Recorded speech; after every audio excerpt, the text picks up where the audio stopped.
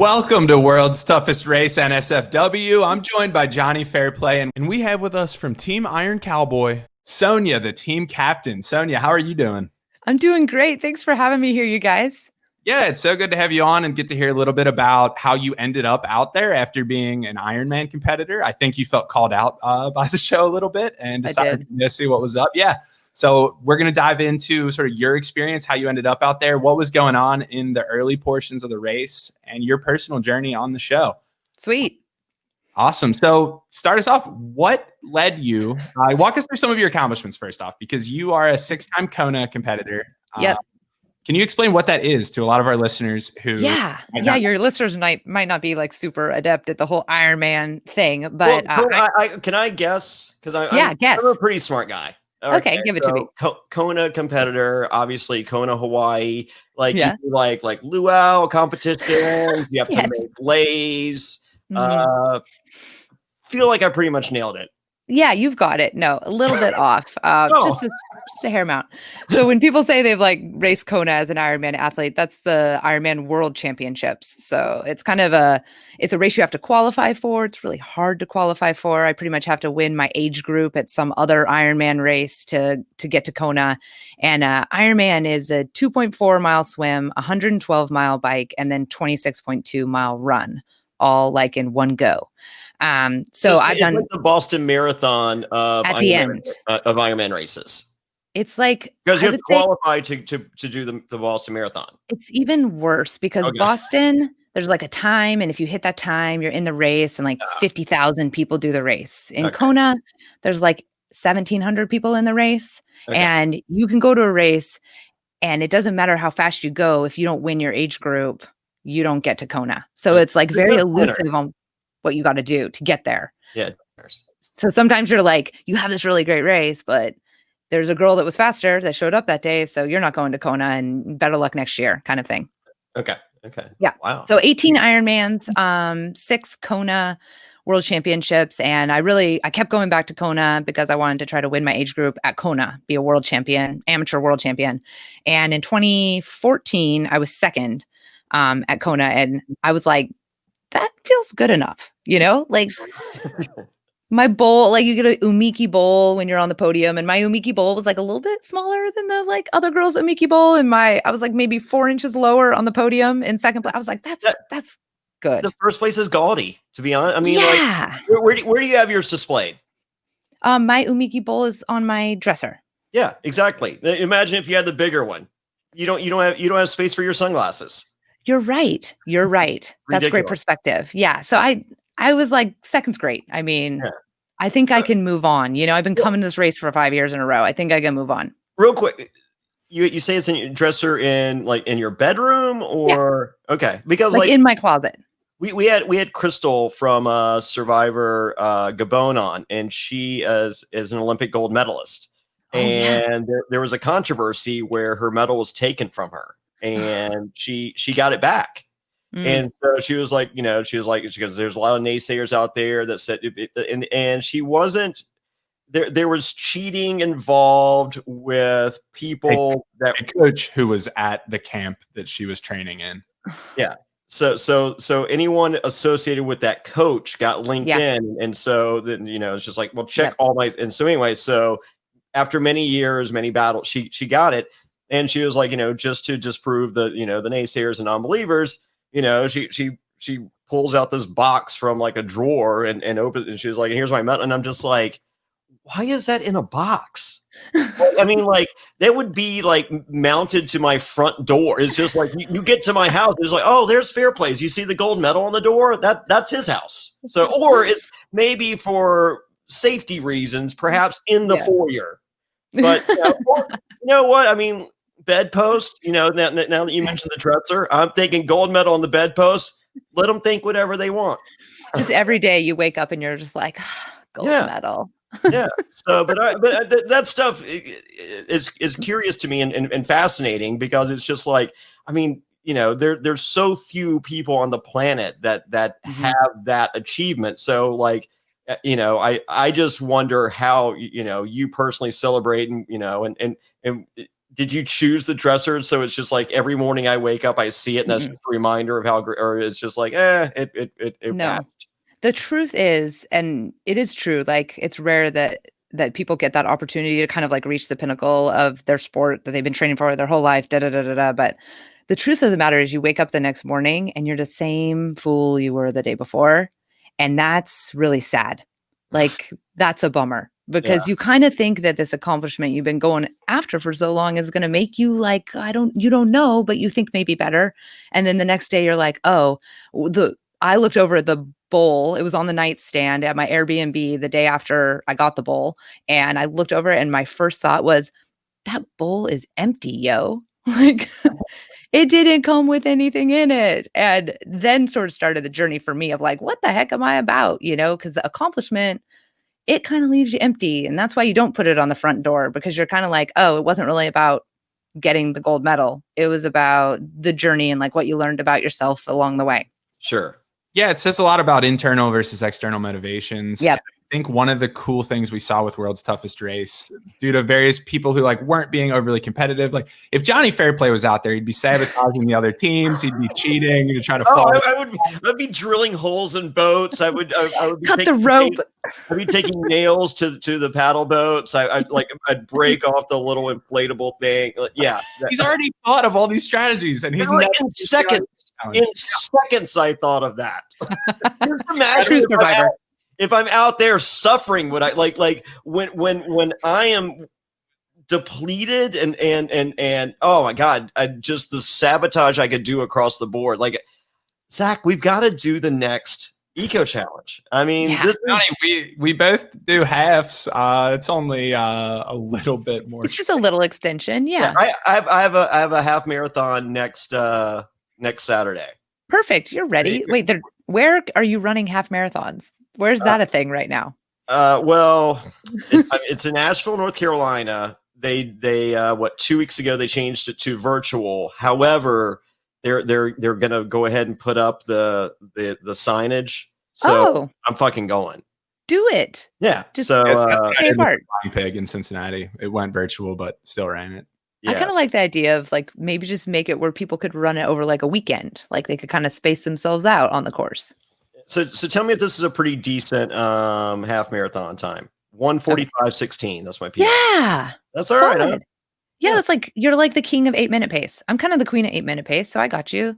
Boom. We should run a half together, and then after I'm done, you'll do another one. And I could do more, but that's fine. I'd probably end. I'd be done. I'd be good with you. Should I do a full? I mean, like, here's my thing. The fulfillment that you got from Kona. Mm-hmm. I feel I get that from a half, and everyone's just like, if you do a half, you got to do a whole, and I'm just like, do I? You don't have to, as long as halves are doing it for you. But I wouldn't graduate unless you're ready for halves to like not do it for you anymore. Because then once you do the full, then the half doesn't really feel so great anymore. And you've up-leveled yourself. And then you got to like be okay with the full, So if you're good with halves, like I wouldn't really progress past that. Yeah, let's just say fuck it. I like that one quarter of Team Iron Cowboy told me to settle. I think that speaks volumes of your opinion of me, and I'm more than cool with that. You're good, really. You're fine. Yeah. Okay. Was I supposed to show up like more raw? Like you can do the world's toughest race, I think this has been a great podcast. Thank you, Zach. Everybody this is all I learned to settle that my limitations should be my expectations, and we should be very satisfied. No, Sonja, you reached the peak of your sport. You are at the podium in Kona. Have you always been an Ironman athlete, or when did this start for you? I have not. I ran in high school, like cross country and track. I had a baby in 2005, Annie, my love, and I got overweight from having the baby. And then afterwards sort of just eating more. And eventually, like maybe 9 months after she was born, I remember looking in the mirror and I always thought of myself as sporty and outdoorsy. But I remember looking in the mirror and being like, where'd that girl go? Like, where'd sporty Sonja go? And I thought, okay, well, I like dragged my husband's mountain bike out of the garage, and he's 6'4". So I had to like put the seat all the way down, and I got one of those kid hauling trailers and like hooked it up and started riding around with Annie, and thought, okay, if I could like lose enough weight to run again, then I'd be like 2/3 of the way to a triathlon. But I didn't know how to swim. I never grew up learning how to swim. So I was like, okay, if I could take swim lessons and ride the mountain bike and do some running, I could probably make it through a triathlon. And once I kind of thought, I went for it, and then I did it, and I did my first one, and I had so much fun. I just felt like that was awesome. I think I was kind of good at that. I didn't die in the swim. And my personality is like, if you have that light bulb moment and you're like, whoa, I'm really jazzed and psyched about this, it's my personality to just be like, let's do it. So from that point on, I was just like, let's do another one. Let's do a longer one. Let's find people who do it. Let's like hire coaches to do it. And I just kept like upping my game. And I think so that was 2007. And then 2009 was the first time I did an Ironman, like the full kahuna. And I missed qualifying for Kona by 1 place. And that was like the best thing that could have ever happened to me, because I was like, oh, this is so game on now. All I want in the world is to get to Kona. And then the first time I got to Kona, all I wanted to do was win Kona. And so that was like the trajectory. That was the whole motivation of me in the sport, was just like eating it up. Let's see how much I can win. And it really wasn't until I got second that I was like, okay, it's been a long road. Like maybe we need to do some resting now. Yeah, that was all over like a 5 or 6 year period. So 2014, 2007 was my first race. Okay. 2009, my first Ironman. And then I went to Kona in 10, 11, 12, 13, 14. And then I kind of had a little swan song in 16 for funsies. Wow. That's is that unusual to like have such a sharp rise? Yeah. I mean, some people work at it for a while. It depends on how much you're willing to, I think, dedicate to the sport. I was lucky I was a stay-at-home mom, and my kid loved to be in the pusher and the puller. Yeah. So she and I did a lot of training together, and my husband's super supportive, super supportive. So I think I just had the time and space to be able to commit to the sport. So I was able to like rise up. Yeah, some of the teams we see on World's Toughest Race, we've got Team Abel's is a father with his kids. There's a number of if I was him, I would not want my daughters out there. Well, I would take one of them. Yeah. They're so awesome. Really, yeah. I think any other context, but I was thinking if I was doing this race and she had that attitude, I was just thinking of all of my students and like, I cannot handle that. Yeah. They are very good television. Yeah. Well, the attitude aspect is interesting because I mean, the stuff we're doing is so stinking hard. Yeah. Like, I was amazed that more people didn't have like totally crummy attitudes, because it was really hard. So when she was in those spots and she was like, are you kidding me? I was just like, right? Because you don't even get an accurate picture of just like how exhausted and sleep deprived and physically like messed up you are at that point. So I have a little bit different perspective. And I was kind of like, you crack me up because you just say it like it is. Like all of us were thinking that, but she was the one who was willing to just be like, seriously? Yeah. I mean, we were talking last week with Samantha and Corey, you finally get to the bike leg and it's, oh yeah, by the way, the bike leg is straight uphill in peanut butter mud. So you're really not riding your bike. And it's just like, then let me leave the bike at the bottom of the hill. You can't do that. I think Kevin said, the race director, I overheard him say at one point, I wanted to give you the right tool for 80% of the job that would then turn into very much the wrong tool to have. Wow. So that was purposely done. So Samantha was saying she wished she had dismantled her bike and just strapped it to her back. Did you ever think about doing that? Because she said no.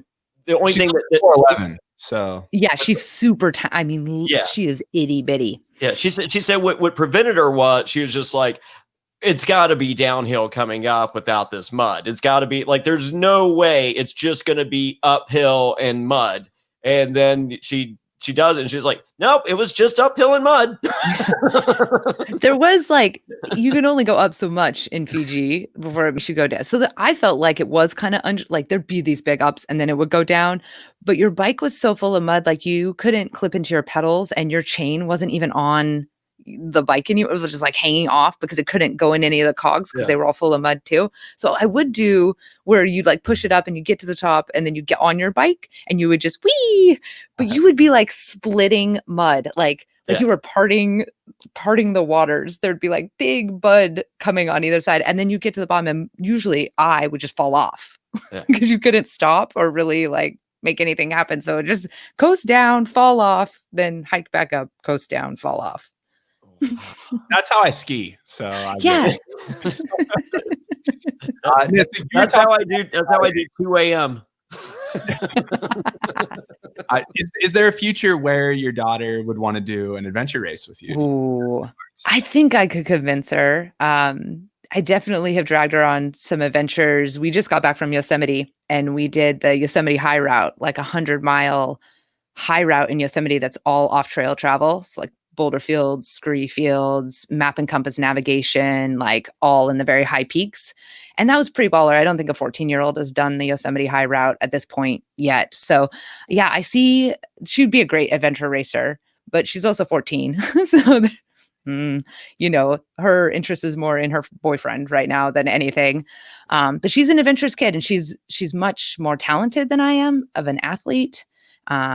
So I don't know. And she's much more emotionally composed than I am of a human being. So there's a good little adventure racer in the making there. I just don't know if she's going to be attracted to things that her mom does. But don't you think that your raw emotion helps fuel you though? I would like to think that. Yeah. I think so. I mean, like, I think it takes a special breed to be, I mean, like, you know, watching Eco Challenge and, you know, and being out there for, you know, even the half marathon, it's like, I feel like there's a difference between me and, you know, most of the friends I hang out with. They're, you know, it's just like, I'm going to go, you know, run 13.1 miles. They're just like, why? Who are you? Like, we're going to go to brunch. They're like, does your car not, are you not making money, fair play? Are you? I'm doing all right. I mean, we could use a few more patrons, but I think I just am who I am. I'm not going to be able to, I'm not a Pollyanna. I'm just not. I wish I was, because it seems like it's easier to just be one of those people who is like, can always find the positive and always kind of flip it around.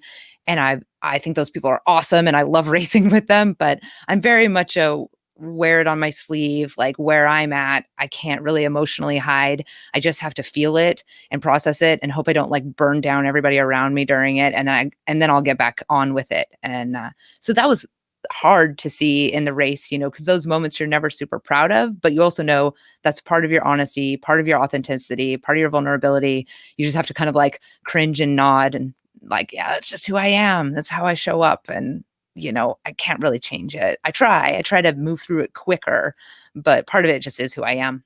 Yeah. I like to leave scorched earth behind me. So I feel you. Yeah. I mean, we don't mean to, we just do. Casualties of war. Yeah. The show did a great job highlighting so many different types of characters out there. I think that you filled that spot for, you know, I identified with your emotional experience at a number of different points where you were either breaking down or feeling like you were really overcoming something personal. Those were the moments that I've said before. I cried dozens of times watching this show. Me too.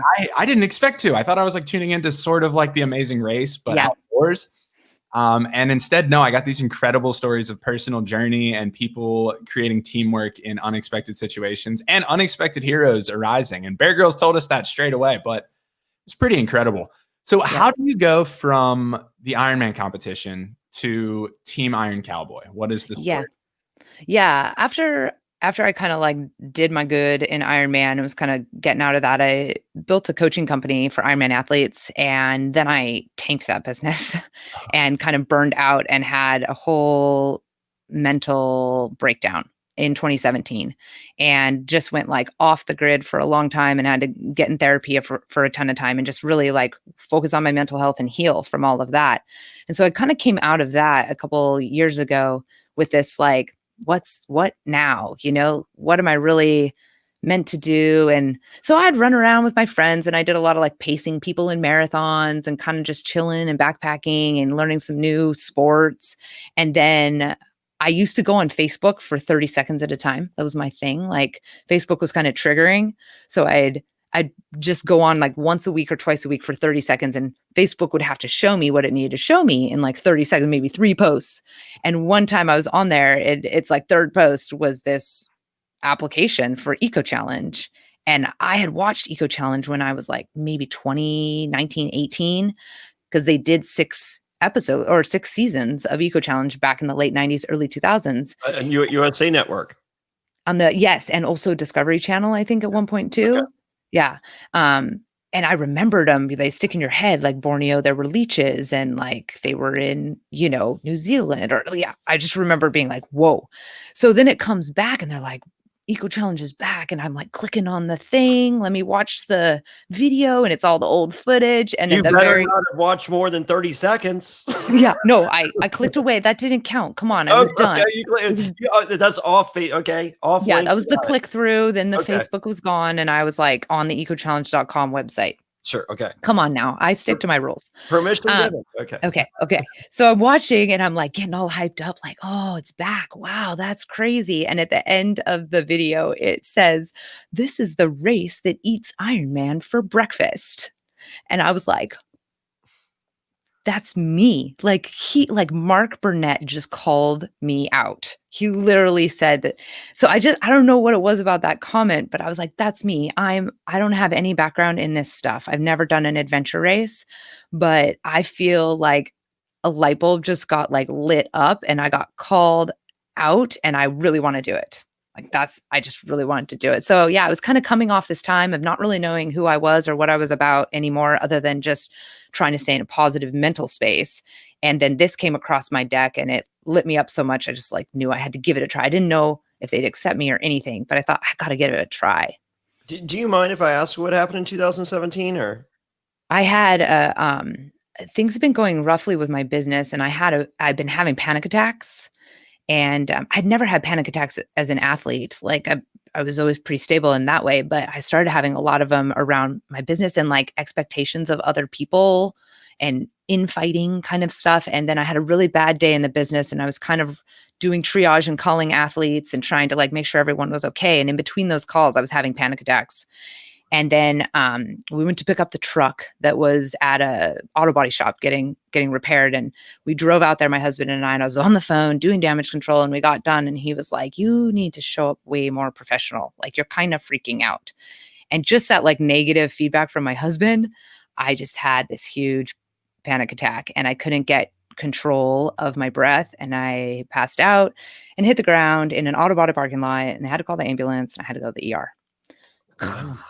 Which panic attacks can present as heart attacks. So that's very serious for anyone who's never experienced it. Yeah. They can present like heart attacks. They basically, you feel the same. You feel like you're dying, except you don't have, like, you're not having a heart attack, but it feels the same. I thought I was dying. I thought I kind of died. Like that was the kind of feelings that were going through my head. So when I came to from that, and we got me like relaxed for about 18 hours, and I kind of like came back to the world, I just felt like I was like a teacup that had been shattered all over the ground. And I'm looking at all the pieces going, how am I ever going to fit any of them back together? It just was like a mess. So that was from that point on was when things got really hard, and had about 4 months of just massive depression and suicidal ideation and a lot of really tough stuff that I'm finding out now a lot of people go through, but I felt pretty alone at that time. And took a lot of work and a lot of therapy and a lot of support from people to kind of get me back mentally healthy, stable, and actually showing up in the world again. That's what a lot of people don't understand. Like, the attitudes, like, yourself and myself, we're so just over the top, just, it's just like, wow, what would it be like to be Johnny or Sonja? Like, that must be amazing. And it's just like, yeah, it is. Our highs are so high. So high. However, our lows are so low. You have, because you don't get one without the other. I mean, it's not like, like when you're on cloud 9 and it's just like, this could not be any better. And no one gets to feel that. it's not like when something bad happens, it's like, oh, that's okay. Yep. And there's so much stigma and shame around the low. Yeah. Like people who are even, like they don't, there's so much shame when you're low because you're so used to the benefit you get of being high. Like we know that people light up around us when we're on our game. Yeah. And I think you even saw that in the race in episode 2 when James says something to the effect of like, we got to get Sonja back because when she's low, it affects the whole team. And that comment to me is just like it makes me feel so ashamed and upset. I don't want other people to be affected by just part of who I am and have trouble controlling. Like I can't stay high all the time. I try really hard, but eventually like that dip does happen. And so learning to embrace that it just is part of the show and, put people around you who understand that dynamic and know how to help you get back up and out of it when you're there. Yeah. Wow. So one other comment James makes on the show is that this is your comeback story. Mm-hmm. It's a really cool moment. Do you feel like this was a great comeback story for you? Totally. Awesome. Yeah. I mean, it was. I learned some stuff out there about myself for sure. But I took on a lot of responsibility that they don't necessarily highlight in the show. One of them is the navigation responsibilities. Oh, me and Zach are looking for navigator. We're going to do the next eco. Try to do the next. Probably win. So I don't know what your availability is. Okay, so probably not me then. You're going to need a better navigator. Well, we probably won't win. So you might be ideal. Okay, well, keep me in mind. Like, Johnny, take out a hit on the other 3 members of Team New Zealand, and then call Nathan up. Yeah, that's smart because they all know how to navigate. All of New Zealand can navigate. Well, I haven't finished. You guys are going to get to the spoiler portion of it. Like I'm up through 6, so we're I'm going to tap out for a little bit once you get to that point. But without spoiling and without like. I'm pretty sure Nathan falls apart and you guys just zip up to the front. I mean, does sound right? No spoilers, but I feel like I'm on to something. You're so far off. Oh, okay. Fair enough. The fact that anyone even thought there was a chance of us doing well is hilarious. No experience. And coming to find out, talking to the other teams after the race, because it just becomes a big family. Sure. No experienced adventure racer in the race thought we would finish. Wow. It's that hard to like break into the sport, especially at an expedition level race. Yeah. Okay. So you see the application. So do you just fill out the application on Eco Challenge and they contact you and they go, go find a team or no. Okay. You had to put together a team and then film a application video and then fill out the application as a team and send it in. So okay. I knew I needed a team. Yeah. And when James was breaking the Guinness World Record for the most Ironmans in 1 year, he did 31 Ironmans in 1 year. Yeah. I coached him for a period of that year. Oh. And then we didn't have a coaching relationship after kind of that section that I coached him. But we always stayed friends. And I saw him at all the Ironmans because he does like all of them. And I just knew that he was at a point in his career where he wasn't necessarily doing 1 million Ironmans every year. He had a little bit more space. He was doing some other crazy adventures. Well, what else is there to prove? I mean, once you do the 50-50-50, I mean, James he's a beast. So I knew like the 50-50-50 to me was a big expedition. And I thought, okay, he's got 2 wingmen that help him through that race. And they're really accomplished athletes themselves, Ironman athletes. Yeah. So I was like, let's get James and the wingmen. And then I just have to fit into their like already well-established kind of 3-person dynamic. Sure. And I have some experience I did like the Colorado Day when James did the 50. So I've been around all of them. I thought he might be crazy enough to say yes. And I thought he could get through it. Whereas some other Ironman friends that I have, I'm like, I don't think they could get through it. Yeah. So I called him and he was like, okay. I worry about Zach on my team. Don't. Yeah. Young man, you're going to need me. Spoiler alert, Zach. So you approach James and he's just, what's his reaction? He's like, yeah, sure, let's do it. And I was like, you should go watch the video. Yeah. He was like, that looks fun. Okay. He didn't even really know the sport of adventure racing or anything, but he said yes. And I think it was the day after Christmas. My daughter and I drove from California to Utah, filmed the video the day after Christmas, sent it in, and drove back home the next day, like 14 hour drive. I was so stoked, and I signed up to be the team captain just because that's the person that communicates with Eco. It's really, the team captain is more like team secretary. You filled out the form. Yeah. And then all the and then all the forms from then on. Yeah. James was really the hub of our team. Like he's who the connections all kind of hubbed into. So he acted more as our like team captain when it came to making decisions and keeping everybody copacetic. And then I was the team secretary that's cool, and the navigator. Doing the navigation too. Yeah. How does that work? I mean, like, cause you learn as you watch the show. As I said, I'm 6 episodes because the initial goal, we were supposed to cover the first 2 episodes and the next 2 episodes. So this podcast, if you're watching, is only supposed to be about episodes 3 and 4. However, this show, as Zach has mentioned earlier, is almost impossible to cover in that format. Yeah. So we're doing it as good a hybrid version of that as possible, and we will. We're going to try to get up to episode 4-ish, and we will have a spoiler section later, covering the rest. So, but from what I've seen, and Zach, of course, seeing all of it, Navigator, I like if you had come to me and said, Johnny, rank the skills necessary for the Eco Challenge, I'm just like, all right, well, you need a good runner, you need a good cyclist, you need a good canoeer, and I would probably have navigation at number 4. Wow. I'm warning really quickly, navigation is right up at the top. It's 1. It is for sure. I would say teamwork is 1, and navigation is 2. Yeah, I mean, because like you see hard. So many teams that are, if not great, like maybe even better than great, but a poor navigation decision throws them so far, but like just immediately. I mean, you have one simple mistake so many times throughout the world's toughest race. Watching it is just like, that cost us 7 hours. Yeah, in 7 hours. Episodes that his team is like derailed and they don't come back from that. Yeah, Mike Closure, right, with the paddle boards when they went up the wrong river. And it doesn't seem like 7 hours is you can get that back. No, I mean, not when Team New Zealand's in the lead. Like in our position, we lost 7 hours a couple of times. And because we weren't really racing, Or blame the navigator, Sonja. Oh, blame her. Like it was me. I got us lost. Yeah. So what are the tools at your disposal navigating? Do you have like a topographical map? You've got a compass? What?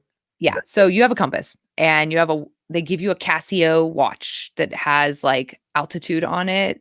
Okay. Not a fancy GPS watch, just like a Casio that has a little altitude, like barometric pressure on it. Needs calibrating all the time. And then 10 minutes before the start of the race, they gave us our first set of maps. And so I had 10 minutes to figure out where the first checkpoint was. And the experienced teams later told me, Sonja, you just follow everybody else. But it was important to me to figure out where we were going. And then each camp that we got to, there were 4 camps in the race. And every time we got to a camp, we got a new set of maps. And so I would go back to our camp and basically sit down with the maps for like an hour and a half and take the guidebook and figure out all the checkpoints, where they were and what sports we were doing in between what checkpoints, so that I could tell the guys what we needed to pack. And was everyone else sleeping while you were doing that? At times, or taking care of themselves, like, tending to their feet or eating or repacking or doing their thing. Yeah. So I had to be a bit more efficient than the navigator. Just has to be a little bit more efficient than everybody else in getting their stuff ready to go. Because they've got that extra task. Is there frustration to that? Or just part of the course? Or both? I think different navigators handle it differently. I wasn't frustrated by it in terms of like frustrated with my team. I was not that, but I was frustrated with myself at times, just feeling like I wasn't quite ready to show up like I wanted to, because I had this extra responsibility. And at times I questioned whether that responsibility was just too much for me. It's like low level anxiety the whole race, because every second of the race, I have to know where we are. And so I'm constantly looking around in my environment, trying to seek validation all the time that I still know where I am. And so it's just this like not being experienced with how a lot of other navigators are experienced, you do experience this low level worry and anxiety through the whole thing. And that's why a lot of teams have 2 navigators and they trade off, so that one can get rest, take care of themselves, kind of just like let their emotional state like calm back down and then pick back up with being on their game. But we're a team of Ironman athletes, and I was the only one that knew how to read a map and use a compass going into the race. So it was me. I needed to take it on and run with it. And I did the best I could. That's all I could do. If you were to do another eco challenge, would you have another navigator? Yeah.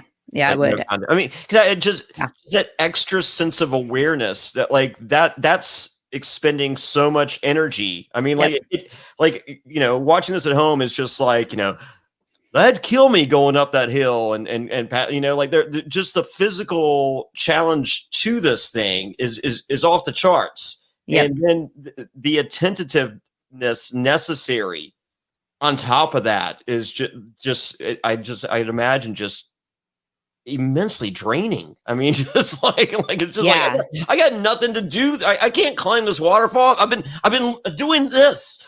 Yeah, totally. 14 hours. Yep. Yeah, there were definitely those moments. I think the good navigators are so in love with navigation that they are like eating so into the maps and eating it up and just like jamming on the nav that's their favorite part of the race. Were you jamming on the nav? I was like, oh my God, I don't want to get us lost. Oh my God, I don't want to get us lost. Oh my God. So I've got some growing to do as a navigator. I do enjoy map and compass work, but I also had this extra just like worry of getting us lost. And the good navigators, they don't really roll like that. Like they're able to put that side out because they know you get lost. Like the good navigators know you get lost. So it's really not about not getting lost. It's about knowing when you're lost and being able to correct it as quickly as possible. So it's not really a worry of theirs getting lost. It's like a skill that they've honed of like getting lost and then getting found really quick again. But I'm just learning. So I just had to go the way I went. Yeah, and some of the lead teams we even see making some pretty rogue decisions because of storms. One of the things I learned from this is that none of these legs look the same for any team. Sometimes you go through a mountain biking section and it's dry, and then an hour later it's muddy, and it's all of a sudden that's their toughest moment on the race. Right. It's crazy. Well, we see the cliffhanger from episode 2 into 3 is this canyoning section with Team Estonian Ace, who, speaking of, you mentioned watching some of the eco challenges years ago when they were on. I had such a cool moment when Team Estonia was talking about when the Soviet occupation ended, and that was some of the first TV they got, and that's why they were into it. That was so cool to see, like, just the thread and impact some of these people can have, especially alongside so many characters who are saying, I'm here to represent and show that, this kind of race can be for Black people too. This can be for LGBTQ people. This is not just for whatever you think the stereotype is for this. It was so cool to hear that. And they make this crazy navigating decision to cross this bouldering thing while the course is shut down in the middle of the night. They didn't really know it was shut down. I know. Can you tell me how that happened? What was communication like with production while they're shutting things down? Well, we never even got our walkie-talkie out. We didn't even put the battery on the walkie-talkie because we were like, getting out the walkie-talkie means that you're quitting the race. So we'll just put it in the bottom of James's bag and keep the battery off of it, which was a dumb decision because if you get into an emergency, you probably need that walkie to be handy. But no, we were like, don't touch the walkie. I love it. I love that mindset though. Yeah. I mean, that's a winner. That's not a loser mind. I mean, like a loser's just like, hey, just in case. Yeah, just in case. No, we're like, we'll die instead because we couldn't get to the walkie. But we found out when we were at a checkpoint and we were about to roll out of the checkpoint on the mountain bikes when race staff pretty much came by and said, hey, we have to shut down the course for 12 hours. You have to stay where you are. So if you were on the course, you didn't get that shutdown. So you got to progress to the next checkpoint. So essentially where we were in the course, everyone in front of us got to go on to the next checkpoint and everyone behind us caught us. Yeah. So how close were you to were you like minutes? Like was there, if you had left 3 minutes earlier? Probably 10. 10. Okay. Yeah. We probably were like 10 minutes off of rolling out. We were all assembling our bikes and throwing some food down and we were pretty much wrapping that up. Probably. Stop it. No, you know what it was? It was my meltdown.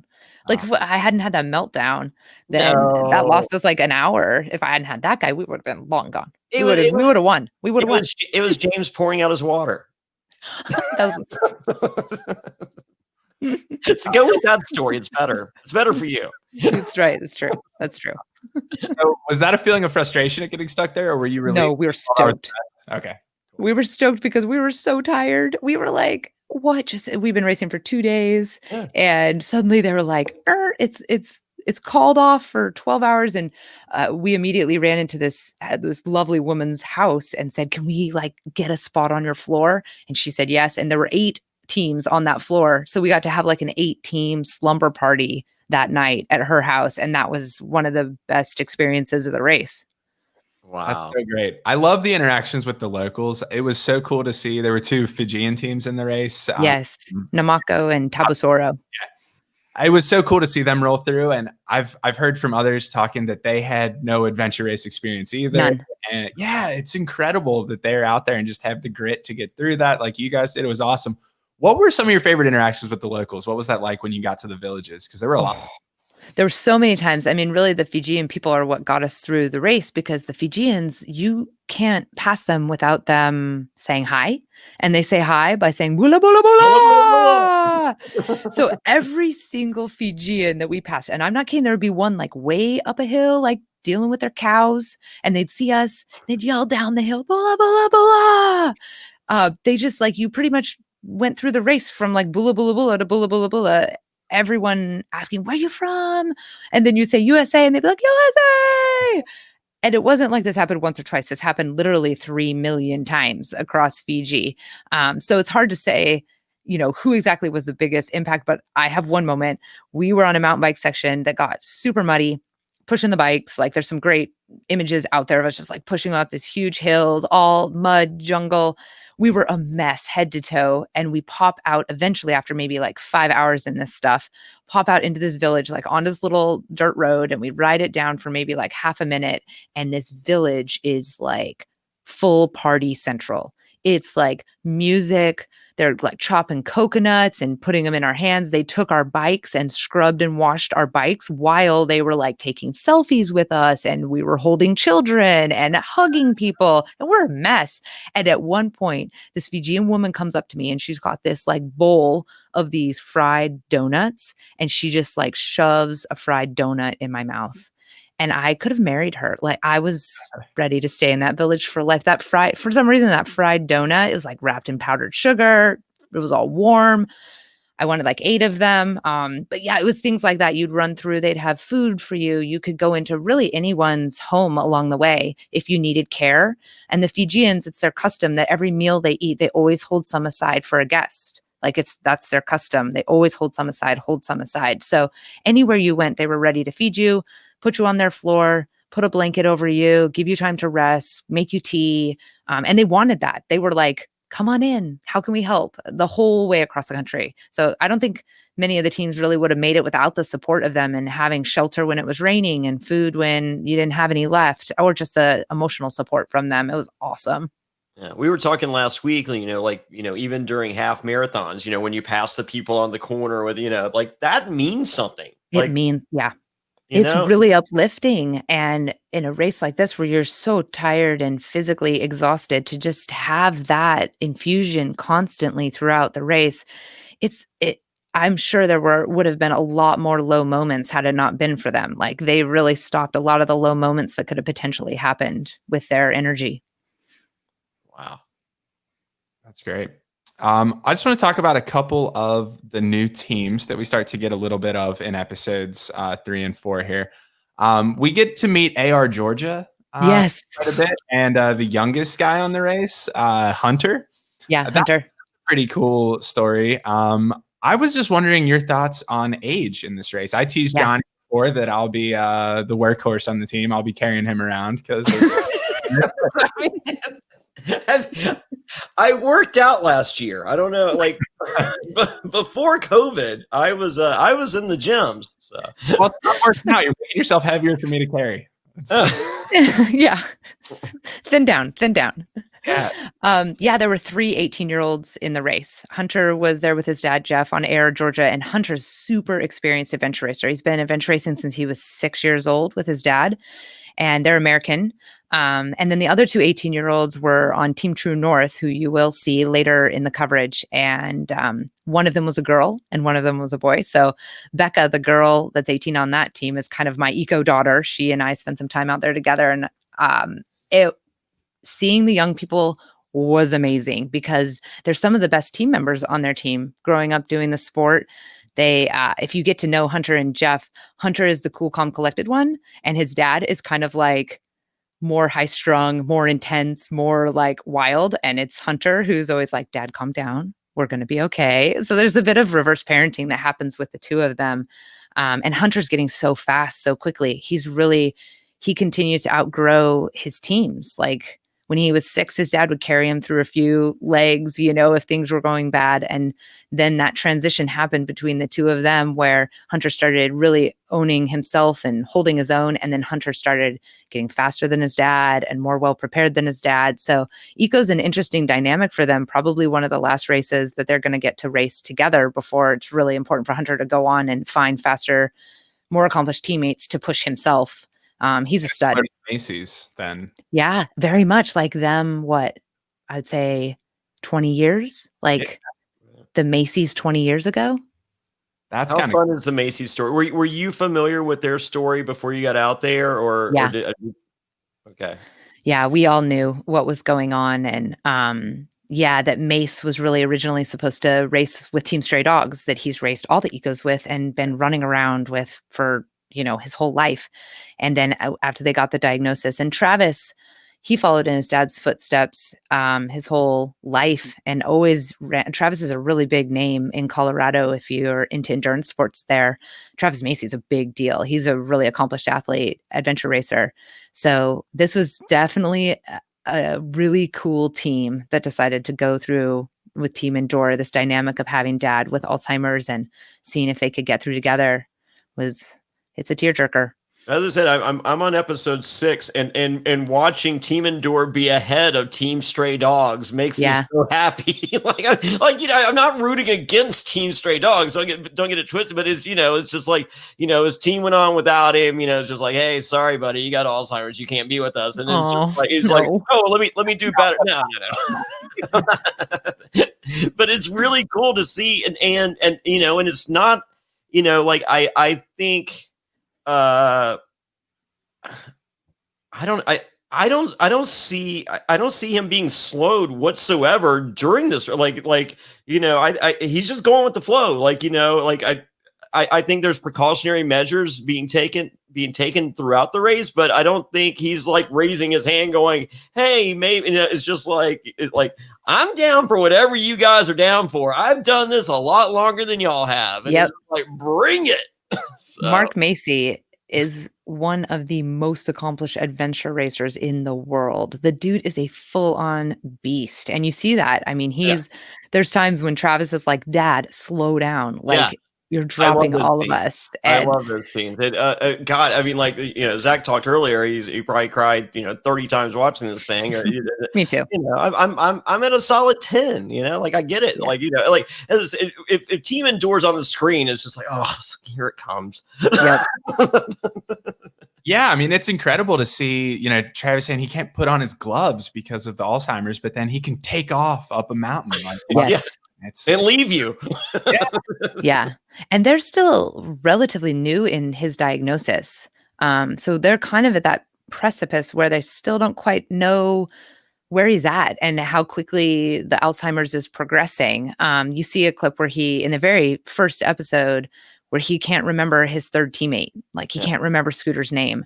And he's struggling with that. He knows he should remember his name. And so they're still actively figuring out kind of how his diagnosis is changing things for him. But it was a smart decision to put him amongst 3 people who could really nurture and take care of him, and who are super strong and fit and could carry packs and push bikes or do what was needed in that regard. So, and it was a good story. It's just a good, heartwarming story, Yeah. That being said, Team Stray Dogs is awesome. They are. They have the coolest team name, first of all. I love Stray Dogs. That's great. Yep. And they're so rootable, and they just seem to be relishing every moment. All of them 60 plus. That's so amazing.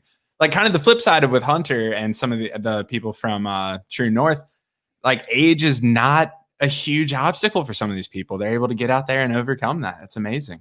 I think the show really does show that. I mean, we got all the 18 to 68, I think is Marshall, the oldest one in the race. And just how broad, I mean, I'm stoked that Amazon chose to highlight this range of ages because the sport really is going to see an influx from people of all different ages, and it's here for people of all different ages. Like you can absolutely adventure race. It's great for the fast and young, and they learn their lessons with navigation and teamwork and those sorts of things. And then the older athletes, like they're looking at, you know, the peak performance having been well behind them, but how can they use their assets of navigation and teamwork to help get them ahead? Yeah, it's pretty. Team Stray Dogs are like very near and dear to my heart, and also life goals, for same. Yeah. I mean, speaking of who Amazon chose to highlight, we talked last week to Samantha Gash, I'm a big fan of, who didn't make the show very much, which there's 66 teams. Not everyone can. They chose certain stories that they told, and I think they did a great job. Did you know how prominently featured you were going to be? Not how prominently, but I did know that we were a featured team. They had 13 teams that were featured, and so we knew that when we got to the first island that we trekked on day one of the race that you see in episode 1, Ovalau. And when we rolled out of Ovalau, a guy came with us as an embedded cameraman. And that's when we were like, oh, who are you? And he's like, I'm your embedded cameraman. And we're like, what's that about? You know, he's like, yeah, 13 teams are featured. So we've got 13 embedded cameramen out with those teams. And then we kind of knew like, oh, you know, if there's not a camera around, your story's not getting told. Like if you're not walking and talking on camera, then what footage would they make of you? So we kind of knew like, like don't fuck up. Yeah. I mean, we knew, and you just got to be, you just have to decide right there at that moment in time, are you going to try to be something you're not, or are you just going to go full vulnerable and let them make you into whatever they make you into? And for me, I just thought, well, I can't show up any other way. I'm just going to have to be myself, and whatever they spin that into, I'm just going to have to be happy that I got the experience to race, you know, the race. So that was my take on it, is like, I can't navigate and take care of myself and get through all these challenges and be fake. I'm just going to have to be myself.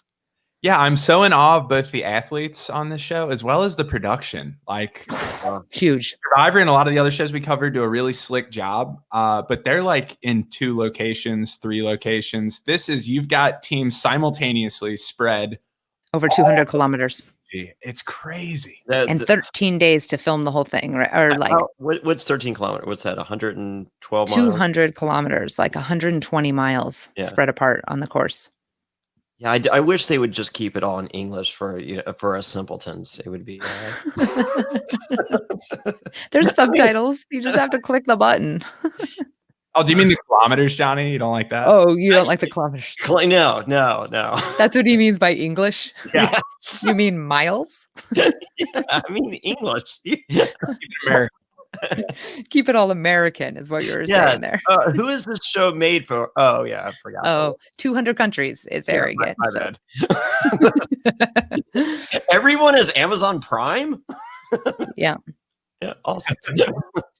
One other big moment in these episodes is we see the Guatemalan team. We mentioned this briefly last week, but they have a bike that goes down. They have a broken derailleur. Yep. And this was, man, I was going to feel so bad if this is what took them out. It's such a small piece. Did they ask you? No, not okay. I mean, I don't know, because we weren't in camp when their derailleur broke down. Do you think teams perhaps had an extra and they were just like, no?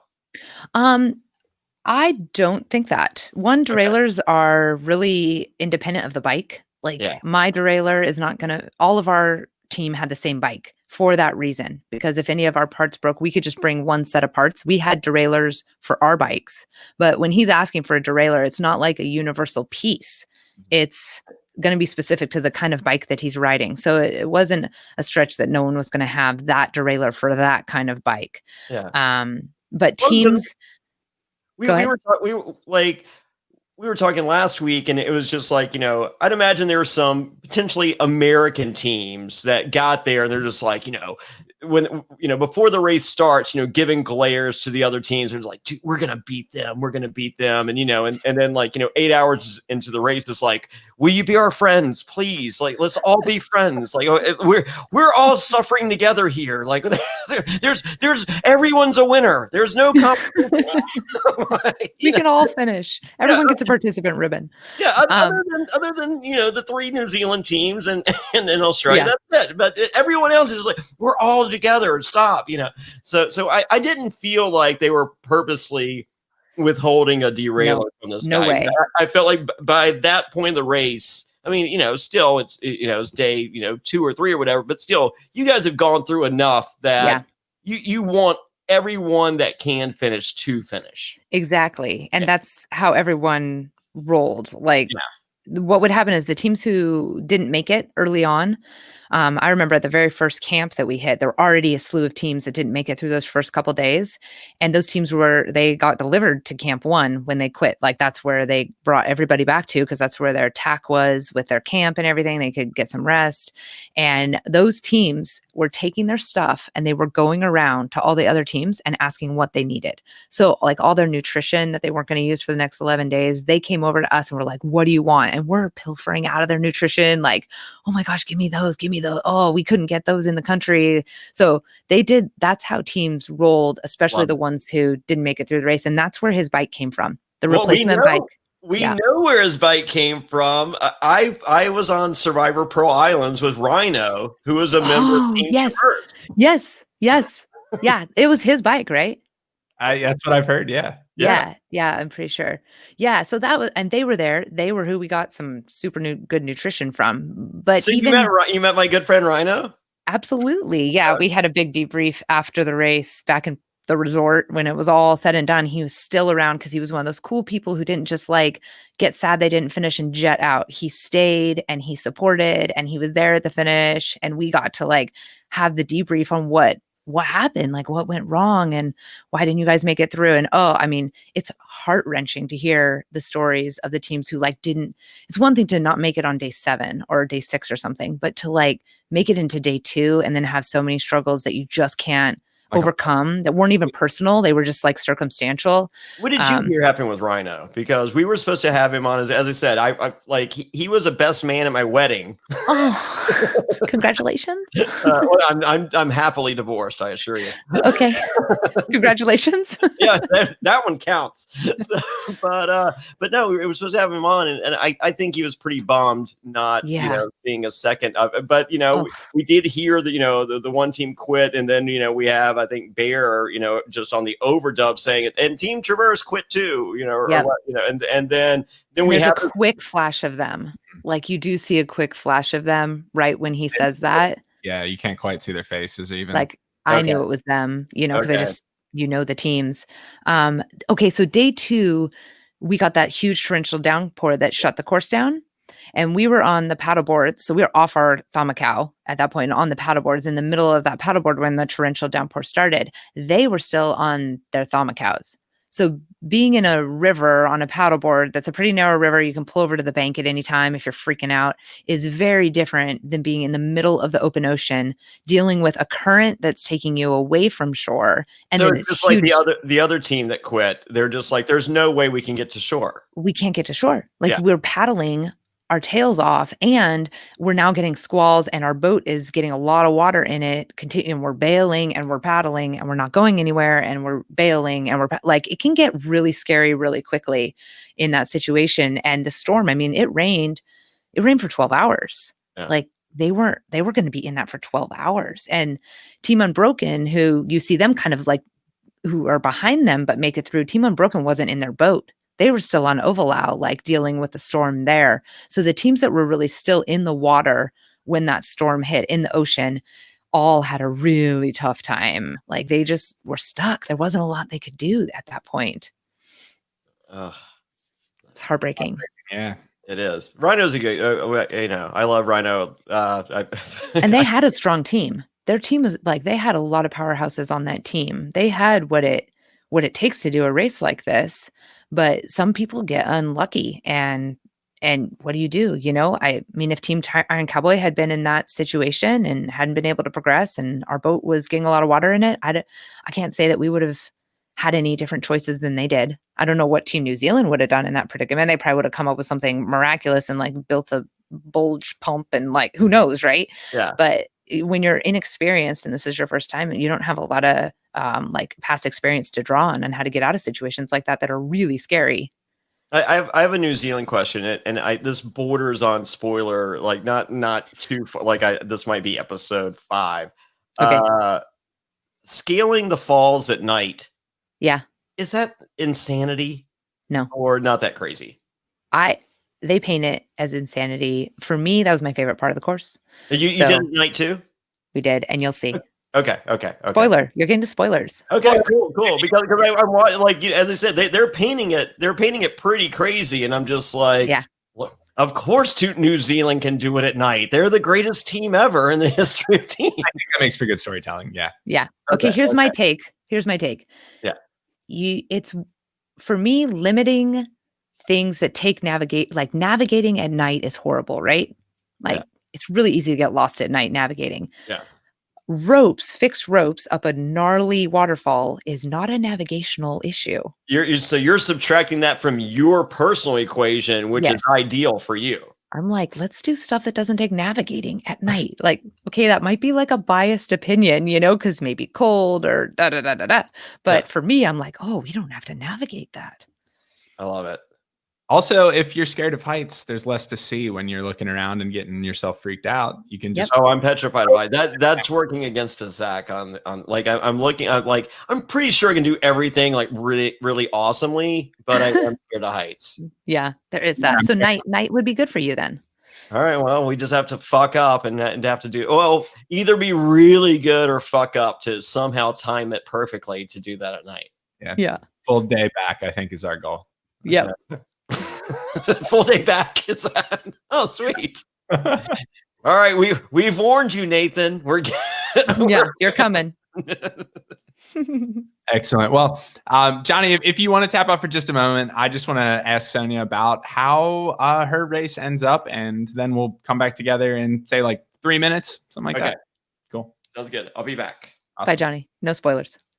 So now we're in the spoiler zone. Okay, let's do it. Yeah. So what were some of the highlights of your race going forward after this early leg, after like Camp 2? What were some of the coolest moments for you or the things that really stick out? Yeah, I think, oh gosh. So coolest was definitely the falls and the pools. Like they paint it as so gnarly. And it is, but we're swimmers. We're triathletes, like we're swimmers. So we are comfortable in cold water. All of us have done races in cold water. And me personally, like I do quite well in the cold. Mm-hmm. So where everyone's getting like super hypothermic, I was not. So we decided to climb at night.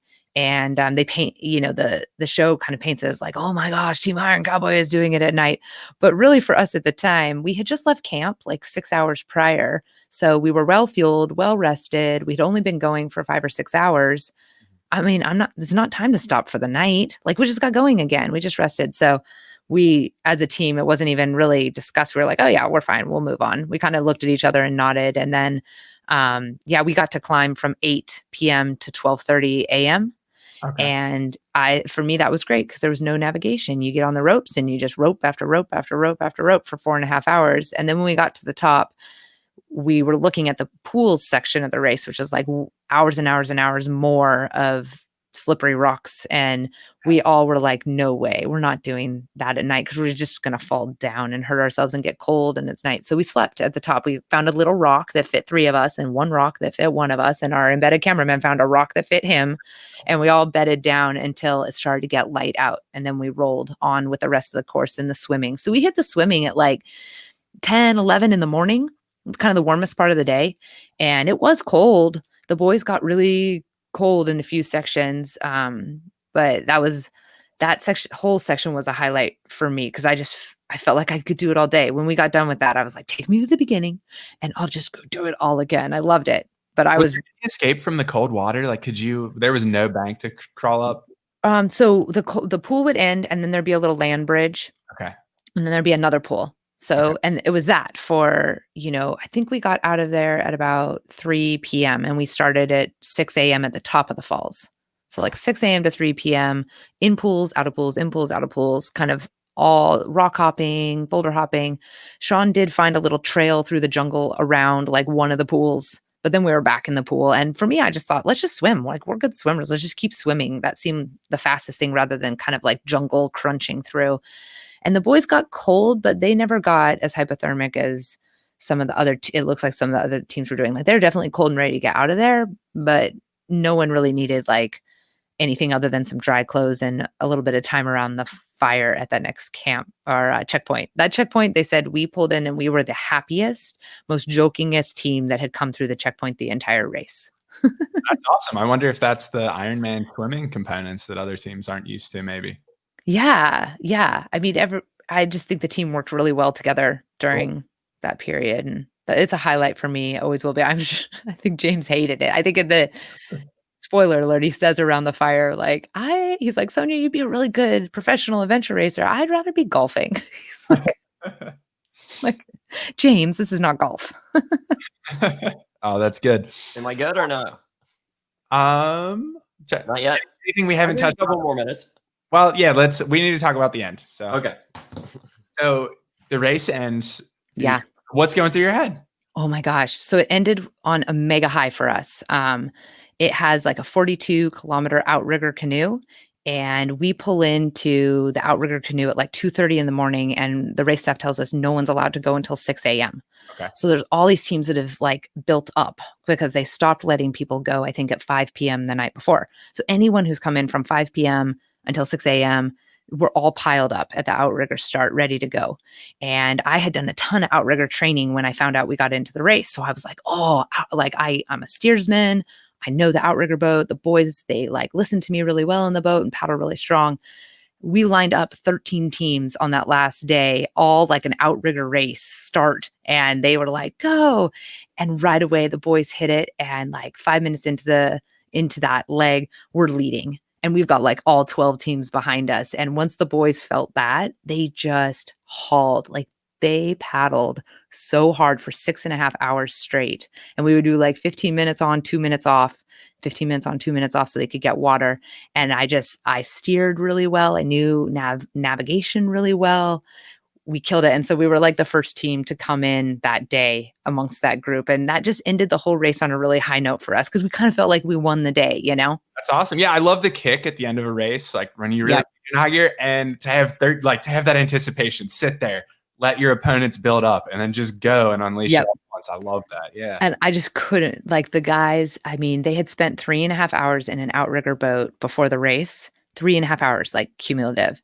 And they get in and the last leg is 6.5 hours long and they paddled like bosses. They were so good. So that just to me, it made me really proud as a team captain and just as a steerman and part of this team, Iron Cowboy, to see how well, like they're just really good athletes and how well they picked up something like that on the fly and performed, Yeah, that's so good. And how was the champagne?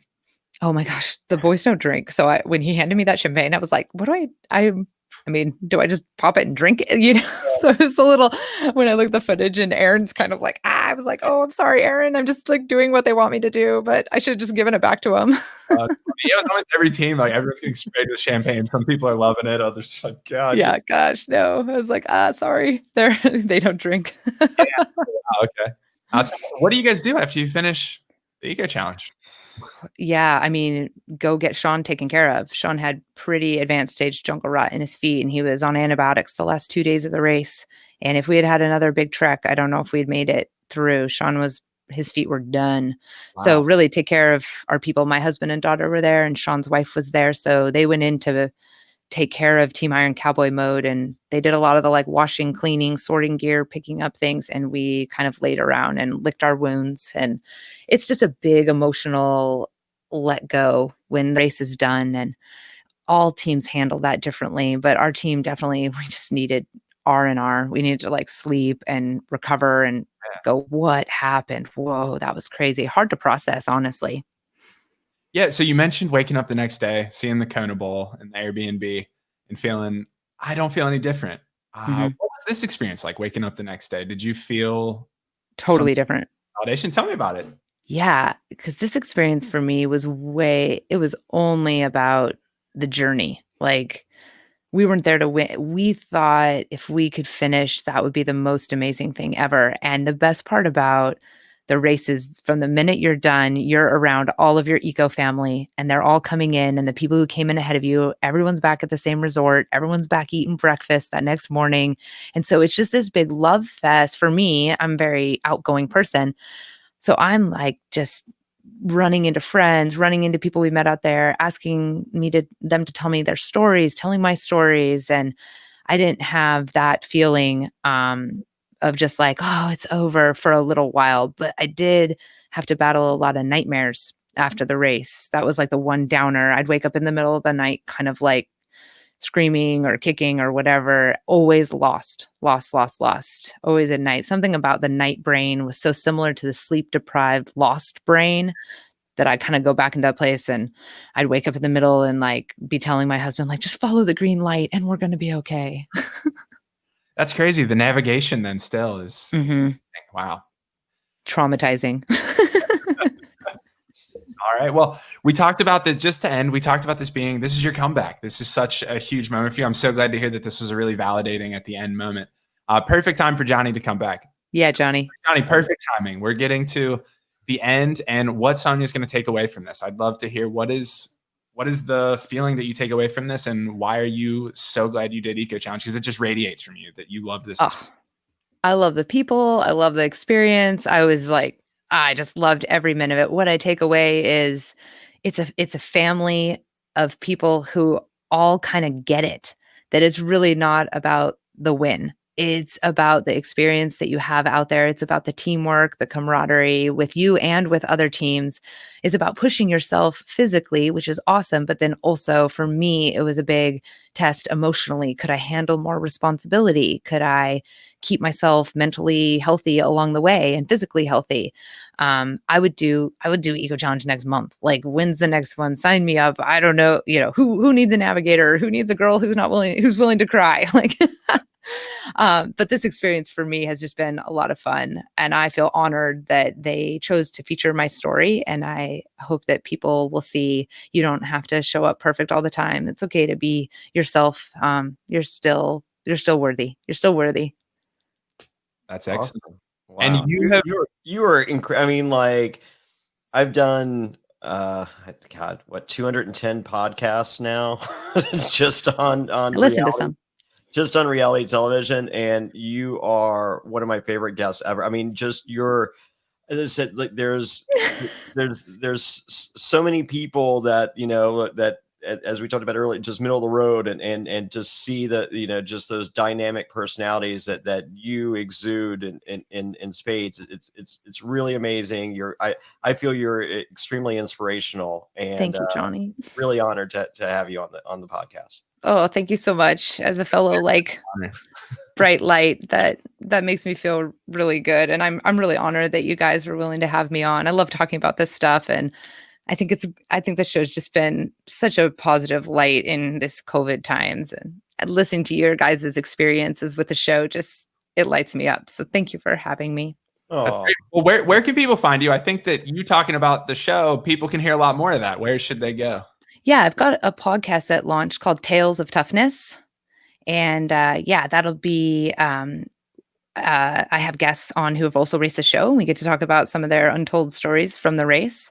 And we do some other stuff on the podcast too, but, we're focusing on some World's Toughest Race racers right now. And then you can find me on the internet, on Instagram or Twitter, or at my blog at just GoSonja.com. GoSonja. Go Sonja. That's me. Excellent. All those links will be in the comments. Cool. Yeah, the podcast stuff makes sense on your you're very polished at this. I don't know about that. I'm just me. But when you do World's Toughest Race with Zach, then when you guys are done, you can come on my podcast and tell me about how it went down. Yeah, when we didn't get off the catamaran or whatever you call it. Qualified because Johnny was sabotaging everyone's equipment. Oh, well, That part, they're not going to catch me, Zach. I'm pretty stealthy in my unscrupulous ways. The best way to support the podcast, well, a way to support the podcast is to subscribe at Apple Podcasts, rate us 5 stars, give a great review. If you don't like it, don't give a negative review. Don't leave 1 star. Just hit me up directly via social media, and I'll block you right soon afterwards. So, but the best way to support the podcast, of course, is to go to adfreeNSFW.com, become a patron. You get added to the secret Facebook group. We do weekly Survivor trivia. We have bonus content each and every week. We do a weekly Q&A. We rank the seasons. We have a fantasy football league about to start. So lots of fun things that are patron only content. We also have lots of incentives like Survivor NSFW face masks, autograph pictures from other reality stars each and every month, buffs, all kinds of fun stuff like that. So become a patron at adfreeNSFW.com. And Sonja, thank you. And I'm going to check out your pod. I'm going to press that subscribe button because that's what gets to. Thank you, Johnny. Sonja, thank you so much. Good night, everybody. Thanks, Zach.